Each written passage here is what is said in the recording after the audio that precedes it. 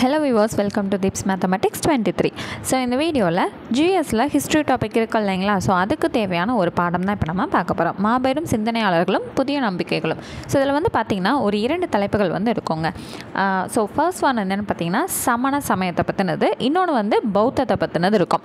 So இதில் நமக்கு பாடமில் ஒரு 10 பக்கம் இருக்கும். 10மே ரொம்ப இம்பார்ட்டண்ட்டாக அப்படின்னு கேட்டிங்கன்னா தமிழ்நாட்டில் அது எப்படி இருந்துச்சு அப்படிங்கிற விஷயம் வந்து நமக்கு ரொம்ப ரொம்ப முக்கியம். மற்றெல்லாம் வந்து ஓரளவுக்கு முக்கியமான பாயிண்ட்ஸ் மேலோட்டமாக பார்த்தாலே போதுமானது. ஓகேங்களா. ஸோ அப்படி பார்க்கும்போது இந்த பாடம் வந்து கொஞ்சம் டக்குன்னு வந்து கண்ணமூடி திறக்கக்குள்ள முடிஞ்ச மாதிரி இருக்கும். ஓகேங்களா. சரி, இப்போது இந்த ஏரியாவை எல்லாமே ஜஸ்ட் வந்து சும்மா ஒரு ரீட் அவுட் பண்ணிவிட்டு வந்துடுங்க. ஓகேங்களா. இப்போ அடுத்தது வந்து சமண சமயத்தின் தோற்றம் அப்படிங்கிறதுல ஒரு முக்கியமான பாயிண்ட் வந்து நமக்கு இருக்கும். ஸோ இதில் வந்து பார்த்திங்க அப்படின்னா உலகத்தின் மிக பழமையான தற்போதும் வாழ்ந்து கொண்டிருக்கும் சமயங்களில் சமணமும் ஒன்றாகும். சமணம் 24 தீர்த்தங்கரர்களை மையமாக கொண்டது. மொத்தம் எத்தனை பேருங்க? 24. ஸோ தீர்த்தங்கரர் அப்படின்னா என்னதுங்க அப்படின்னா உண்மைகளை வந்து போதிக்கிறவங்க, பல்வேறு காலகட்டத்தில் வாழ்ந்தவங்க, உண்மைகளை வந்து போதிக்கக்கூடியவங்க இவங்க. சரிங்களா. அந்த வகையில் முதல் தீர்த்தங்கரர் யார் அப்படின்னா ரிஷபர். கடைசி தீர்த்தங்கரர் வந்து மகாவீரர். சரிங்களா. ஸோ அடுத்தது இந்த மகாவீரர் இருக்கார் இல்லைங்களா. ஸோ கிமு 6ஆம் நூற்றாண்டில் இவரோட காலகட்டத்தில் இவரோட வழிகாட்டுதலின்படி சமணம் வந்து ரொம்பவே முக்கியத்துவம் வந்து பெற்றதாக விளங்குது. சரிங்களா. இப்போது அந்த சமணம் அப்படிங்கிறது ஜெயின் அப்படிங்கிற சமணம், ஜெயினிசம் அப்படின்னு நம்ம சொல்கிறோம் இல்லைங்களா. அந்த சமணம்ங்கிற சொல் வந்து ஜினா அப்படிங்கிற சமஸ்கிருத சொல்லிலிருந்து உருவாக்கப்பட்டது அப்படின்னு வந்து சொல்கிறாங்க. அதோட பொருள் என்னென்னா தன்னையும் வெளியுலகத்தையும் வெல்வது அப்படின்னு வந்து சொல்கிறாங்க. ஓகேங்களா. ஸோ இதெல்லாம் தெரிஞ்சுக்கிட்டோமா. இப்போ இந்த மகாவீரர் அப்படிங்கிறவரோட வழிகாட்டுதலின்படி சமணம் வந்து முக்கியத்துவம் பெற்றதுன்னு சொல்லிட்டு லாஸ்ட் பேராகிராஃபில் பார்த்தோம். அவரை பற்றி இங்கே வந்து கொடுத்துருக்காங்க. ஸோ இங்கே வந்து பார்த்திங்கன்னா தன்னோட 30 வயசில் இளவரசர் அப்படிங்கிற ஒரு பதவியை விட்டு கொடுத்துட்டு இவர் என்ன பண்ணுறாரு, கைவிட்டுறாரு, விட்டுட்டு துறவரத்துக்கு வந்து வந்துடுறாரு. சரிங்களா. ஸோ எப்போது தன்னோட 30வது வயதில் வந்துடுறாரு. ஸோ இந்த மாதிரி ஜென்ரலான டீட்டெயில்ஸ் எல்லாமே வந்து கொடுத்துருப்பாங்க. இதில் முக்கியமான விஷயம் அடுத்து என்னென்னா இவர் தான் உண்மையிலேயே சமணத்தை வந்து உருவாக்கியவர் அப்படின்னு வந்து நம்பப்படுது அப்படின்னு வந்து சொல்கிறாங்க. சரிங்களா. அடுத்தது வந்து இது வந்து என்ன மாதிரி போதனைகள்லாம் நம்ம கொடுத்துட்டு இருந்துச்சு, எந்த மாதிரி மக்களுக்கு வந்து போதிச்சுட்டு இருந்தாங்க, இந்த மாதிரி விஷயங்கள் வந்து ஜென்ரலாக இருக்கும். அதெல்லாம் ஜஸ்ட் வந்து படிங்க. இப்போ கர்ம வினை அப்படின்னா என்னென்னு பாக்ஸில் வந்து கொடுத்துருக்காங்க. ஸோ இந்த பிறவியில் பண்ணக்கூடியது வந்து அடுத்த பிறவியில் வந்து நமக்கு ரெஃப்ளெக்ட் ஆகும். இந்த பிறவியில் நம்ம எப்படி நடந்துக்கிறோமோ அதுதான் நம்மளோட அடுத்த பிறவியோட வாழ்க்கையை வந்து தீர்மானிக்கும் அப்படிங்கிற மாதிரி விஷயங்களை வந்து சொல்லக்கூடியதான் இந்த கர்ம வினை அப்படின்னு வந்து இந்த பாக்ஸில் கொடுத்துருக்காங்க.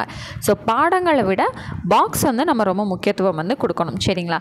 அடுத்தது ஸோ இந்த பக்கம் வந்தீங்கன்னா ஒரு முக்கியமான பாயிண்ட் வந்து பாக்ஸில் இருக்கோங்க. மகாவீரரின் தலைமை சீடரான கௌதம சுவாமி அவர் தான் என்னது, மகாவீரரோட தலைமை சீடர். அவர் தான் என்னவோ பண்ணியிருக்காரு, மகாவீரரோட போதனைகளை தொகுத்து கொடுத்துருக்காரு. ஓகேங்களா. அந்த தொகுத்த விஷயத்தை என்ன சொல்கிறாங்க, ஆகம சித்தாந்தம் அப்படின்னு சொல்கிறாங்க. இது வந்து ரொம்ப ரொம்ப முக்கியமான ஒரு பாக்ஸ். ஓகேங்களா. சரி, இப்போது தமிழகத்தில் சமணத்தின் செல்வாக்கு எப்படி இருந்துச்சு அப்படிங்கிறத தெரிஞ்சுக்கலாமா.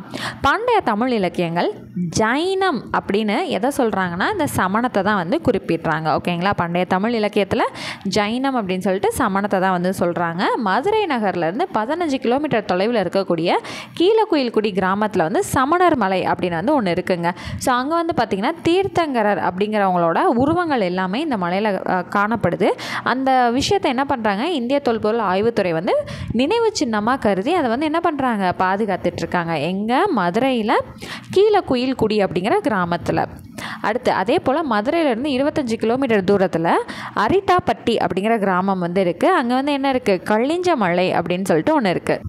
இந்த மலையில் இருக்கக்கூடிய ஒரு பகுதியை பாண்டவர் படுக்கை அப்படின்னு வந்து அழைக்கப்படுது. சரிங்களா. அங்கே என்ன இருக்குது, சமணர் குகைகளும் வந்து காணப்படுது அப்படின்னு வந்து சொல்கிறாங்க. சரிங்களா. சரி, அடுத்து வந்து பார்த்திங்கன்னா கோவலனும் கண்ணகியும் மதுரைக்கு வந்து போயிட்டுருப்பாங்க இல்லைங்களா.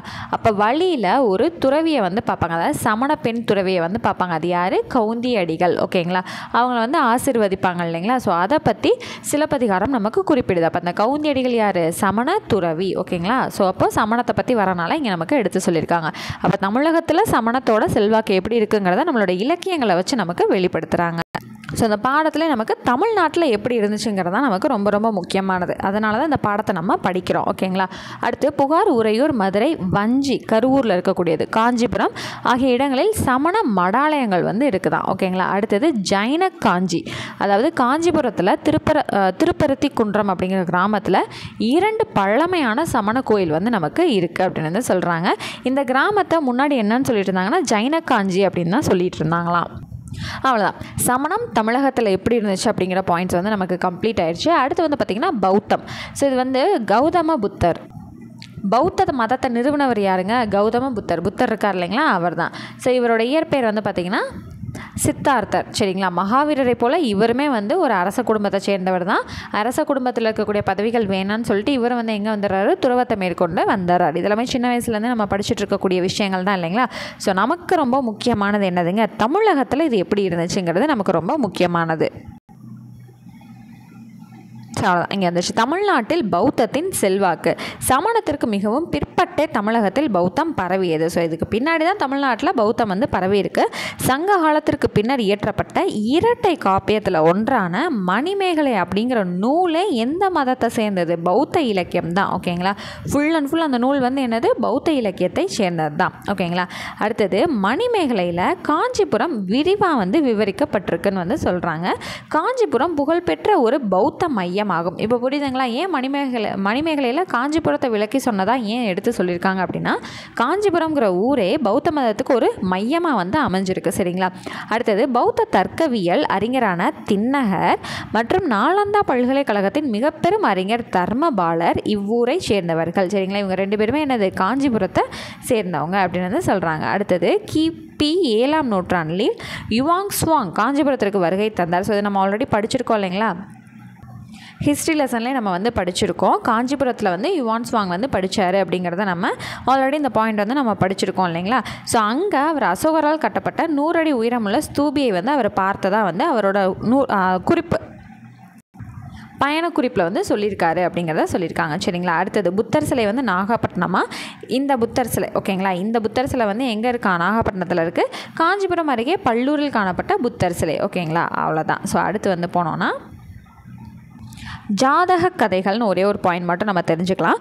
ஸோ ஜாதக கதைகள்ங்கிறது புகழ்பெற்ற கதைகளாங்க. புத்தர் முந்தைய பிறவியில் மனிதராகவும் விலங்காகவும் இருந்ததை குறிக்கும் கதைகளாம் இதெல்லாமே. சரிங்களா. இதெல்லாம் வந்து அறநெறி கதைகளை சொல்கிறதுக்காக இதெல்லாம் வந்து யூஸ் பண்ணுறாங்களா. ஸோ அதை பேஸ் பண்ணி ஒரு கதையும் கொடுத்துருக்காங்க. ஃப்ரீ டைம் இருந்துச்சு அப்படின்னா நீங்கள் ஜஸ்ட் வந்து படித்து தெரிஞ்சுக்கலாம். ஓகேங்களா. ஸோ நமக்கு தேவையான பாயிண்ட்ஸ் எல்லாமே பார்த்துரும். சமணம் தமிழகத்தில் எப்படி இருந்துச்சு, பௌத்தம் தமிழ்நாட்டில் எப்படி இருந்துச்சு, இந்த 2 விஷயங்கள் வந்து நமக்கு ரொம்ப ரொம்ப முக்கியமானது. அதுக்காக தான் இந்த பாடத்தை என்ன பண்ணுறோம், நம்ம படிக்கிறோம். ஓகேங்களா. இதில் பார்த்தா அத்தனை பாயிண்ட்டுமே நமக்கு முக்கியமானது. தமிழ்நாட்டில் எப்படி செல்வாக்கோடு இருந்துச்சுங்கிறது ரொம்ப ரொம்ப முக்கியமான பாயிண்ட்ஸ். ஓகேங்களா. ஸோ ப்ரீவியஸாக போஸ்ட் பண்ண வீடியோஸ் எல்லாமே நீங்கள் பார்க்கணும்னு நினச்சிங்கன்னா அதுக்கான பிளேலிஸ்ட் எல்லாமே நம்ம தனியாக க்ரியேட் பண்ணியிருக்கோம். மேத்தமெட்டிக்ஸாக இருக்கட்டும், ஜிஎஸ்ஸாக இருக்கட்டும், தமிழாக இருக்கட்டும், எல்லாமே தனியாக பிளேலிஸ்ட் இருக்குது. வேணுங்கிறவங்க செக் பண்ணி பார்த்து படிச்சுக்கலாம். ஓகேங்களா. ஸோ நெக்ஸ்ட் கிளாஸில் உங்களை நான் மீட் பண்ணுறேன். தேங்க்யூ.